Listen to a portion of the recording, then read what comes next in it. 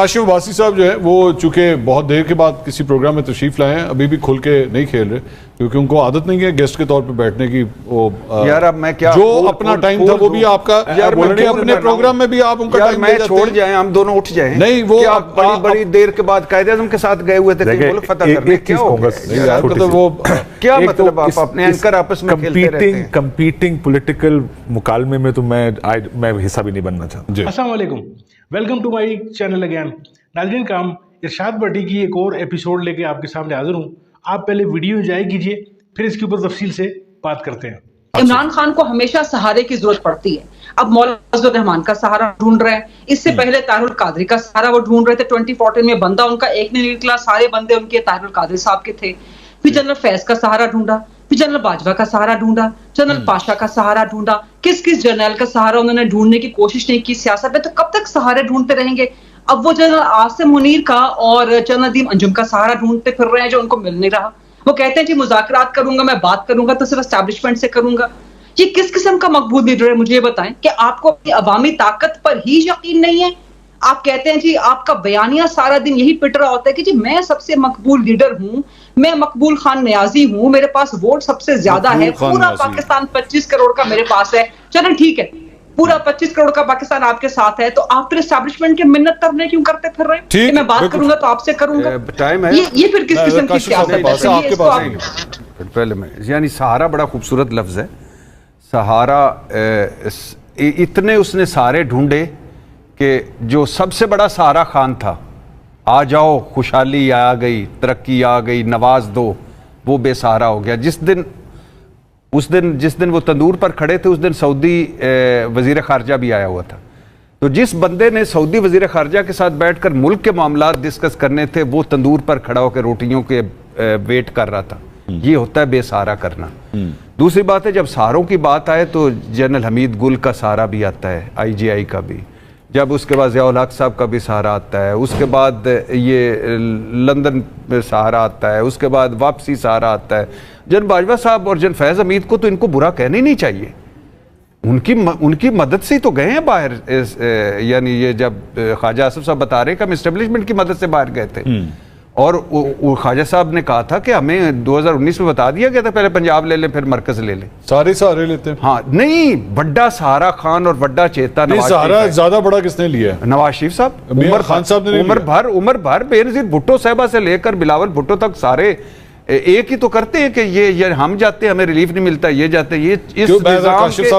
اس نظام کے آخری جملہ کہ سب سے بڑا سہارا خان اور سب سے بڑا جو چیتا خان ہے میاں محمد نواز شریف ہے. نون لیگ نے غلطیاں کی، اور دوسری بات یہ ہے کہ انہوں نے اپنی غلطیوں کی معافی بھی مانگی ہے نا. ہاں مقبول خان نہیں رہا. معافی مانگی ہے انہوں نے، کہا معافی مانگ دی جو ماضی کے اندر غلطیاں. کس بات ایک معافی رہ گئی کو کیڑی 2024 دی. یہ تو کہتے ہیں بھٹی صاحب کو ریکویسٹ ہے میری، میں سننا چاہوں گی ان کے منہ سے کہ عمران خان کس نے اسٹیبلشمنٹ کے سہارے ڈھونڈ رہے ہیں. نون لیگ اور پیپلز پارٹی نے نا چارٹر آف ڈیموکریسی کر کے نہیں بھٹی صاحب سوال معافی مانگی تو پھر کیا کیا؟ اس معافی کے بعد کیا ہوا؟ یہ ڈیبیٹیں غریزہ کی بات سن لیں ایک منٹ. غریزہ سوری دوبارہ ریپیٹ کریں. اچھا کیا کہ میں نے کہا کہ ٹھیک ہے نون پیپلز پارٹی نے تاریخی طور پر سہارے لیے ہیں، تاریخ کا حصہ ہے، وہ اس پہ ندامت کا اظہار بھی کرتے ہیں، شرمندگی بھی کرتے ہیں. کب نواز شریف صاحب نے ندامت کا اظہار نہیں؟ انہوں نے کہا 2024 کی رہ گئی. نہیں، آصف صاحب نے کہا ہم نے ضیاء الحق صاحب کا ساتھ دیا. نہیں، نواز شریف صاحب کی بات کرو. خواجہ آصف صاحب کے تو چھوڑے، ان کے تو والد صاحب چیئرمین تھے مجلس شورا کے، اس لیے ان کا تو چھوڑے نا. کب نواز شریف صاحب نے کہا ہے کہ ہم معذرت چاہتے ہیں کہ ہم نے جب جنیجو کے ساتھ کھڑا ہونا تھا ضیاء الحق کے ساتھ کھڑے ہو گئے؟ کب نواز شریف صاحب نے کہا ہے کہ IGI غلط بنائی؟ کب نواز شریف صاحب نے کہا ہے اصغر خان کیس غلط ہے؟ کب نواز شریف صاحب نے کہا ہے میں اسٹیبلشمنٹ کی مدد سے گیا غلط ہے، میں اسٹیبلشمنٹ سے واپس آیا غلط ہے؟ کب نواز شریف صاحب نے کہا مجھے مشکوک سیٹ مبینہ طور پر جیت کے دی غلط ہے؟ کب کہا؟ اب میں ذرا کاشف صاحب سے پوچھ لوں. نہیں ویسے میں آپ سے سوال کر رہا ہوں. نہیں بری بات ہے. نہیں آپ سے ایک سوال ہے کہ آپ مجھے جس دن پروگرام کریں گے نا مجھے بلا لیجیے گا. پھر نہیں، میرا ایک سوال ہے، ایک سنجیدہ سوال ہے کہ کب نواز شریف یا شہباز شریف صاحب نے معافی مانگی ہے پبلکلی؟ 2024 کے الیکشن کی میں بات نہیں کر رہا، اس سے پہلے کی. نہیں مانگے. خواجہ آصف صاحب نے کہہ دیا، ارشاد بٹی نے کہہ دیا. میں اگر آپ کمپیریزن کر رہے ہیں تو وہ تو ٹھیک کر رہے ہیں آپ، لیکن اگر آپ کہہ رہے ہیں کہ صرف ایک بات کرنی ہے، ہمارا پرابلم یہ ہے کہ جب میں نے بات کی نا مریم نواز صاحب آپ عثمان بزدار پلس ہیں، تو وہ چلی گئی محمود خان پر. ابھی وہ تھے، اگر مریم نواز کا مقابلہ آپ نے محمود خان اور علیم گنڈا پور سے کرنا ہے تو پھر ختم کر دو. کاشف عباسی صاحب جو ہے وہ چونکہ بہت دیر کے بعد کسی پروگرام میں تشریف لائے ہیں، ابھی بھی کھل کے نہیں کھیل رہے کیونکہ ان کو عادت نہیں ہے گیسٹ کے طور پہ بیٹھنے کی. وہ یار اب میں کیا جو اپنا ٹائم تھا وہ بھی آپ کا، اپنے پروگرام میں بھی آپ ان کا ٹائم میں چھوڑ جائیں، ہم دونوں اٹھ جائیں. نہیں وہ بڑی بڑی دیر کے بعد قائد اعظم کے ساتھ گئے ہوئے تھے کہ ملک فتح کرنے. کیا مطلب آپ اپنے اینکر آپس میں کھیلتے رہتے ہیں؟ کمپیٹنگ پولیٹیکل مکالمے میں تو میں حصہ بھی نہیں بننا چاہتا. دیکھیں ہم یہاں پر کسی پارٹی کا بریف لے کر کیوں چلتے ہیں؟ یہ تھوڑی ہے کہ یہ غلط ہے یہ ٹھیک. میں اس طرح کی بحث ہمیں کرنی بھی نہیں چاہیے. دیکھیں امید کریں کہ سیاستدان سیکھ جائیں اور اپنی غلطیاں دوبارہ نہ دہرائیں. ہاں ٹھیک. یہ جو اسٹیبلشمنٹ سے اگر جان چھڑانی ہے تو سیاستدانوں کو یہ فیصلہ کرنا پڑے گا کہ ہمیں اپنا کندھا استعمال نہیں ہونے دینا، اور سب کو یہ فیصلہ کرنا پڑے گا. ویسے 130 سیٹ کچھ اینکروں کو بھی یہ ویسے فیصلہ کرنا پڑے گا کہ اپنا کندھا نہیں استعمال. نہیں، کچھ اینکروں کو یہ بھی کرنا پڑے گا ایک دوسرے کی تعریفیں کر کر کے بھی. بڑے عرصے بعد تشریف لائے ہیں بھائی، وہ ادھر کالی ماتا کے پاس گئے ہوئے تھے سر، کیا کرنے لگے؟ اب یہ باہر سے اٹھ کے ادھر آ گئے. اب یہ آپ دونوں کا معاملہ بہت شکریہ. ارشاد بھٹی کو ناظرین کرام اتنا حفظہ ملا ہوا ہے، یعنی ایسی باتیں شروعات میں یہ آدمی تھوڑا سا فمبل کرتا تھا، یعنی چیزیں اس کو پھر اس نے لکھنا شروع کر دیا. پھر وہ اس کو اکثر لوگ کہتے تھے کہ جی پرچیوں سے تم پڑھ کر جو ہے وہ چیزیں کرتے ہو. لیکن فی البدیہہ بھی جب یہ بولتا ہے آپ کو پرچیاں جب لکھی ہوئی پھر ہوں پاس تو بندہ فی البدیہہ نہیں بول سکتا. پھر اینکر جب کوئی سوال کرتا ہے اس موقع مال کے حساب سے تو پھر اس کو جواب دینا بھی ارشاد بھٹی جانتا ہے. اب جس طریقے سے ارشاد بھٹی صاحب نے غریدہ فاروقی کا جو ہے وہ اس کو ٹیک آن کیا ہے، جس طریقے سے اس کو جواب دہ بنایا ہے، یعنی اگر کوئی اور آدمی ہوتا شاید تو اتنی حاضر دماغی سے اور ذہانت سے یہ جوابات نہ دے سکتا. یعنی ارشاد بھٹی کو میں اس لیے سپورٹ نہیں کرتا ہوں کہ وہ پی ٹی آئی کے والے سے کوئی نرم رویہ یا نرم گوشہ رکھتا ہے.